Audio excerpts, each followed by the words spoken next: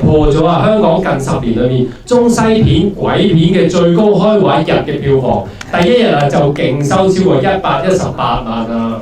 好犀利！係啊，都多得你哋支持啊！係啦，我睇下嘉輝而家咧好忙啊，喺泰國開工啊。咁啊，嘉輝講低㗎啦，叫我咧就一定要嚟到現場咧，就多謝大家咁好嘅觀眾支持佢第一部導演嘅《盂蘭神功》嘅電影啦。頭先驚唔驚啊？驚啊！你哋咁細膽嘅就係原來西龍 B B 就好驚啊！西龍 B B 咧原來係未睇過呢套戲嘅，你快啲講下，你快啲講下你點解頭先嘅感覺。頭先我一路嗌緊教命我講嘢講嘢，太驚！係啊，太驚啦！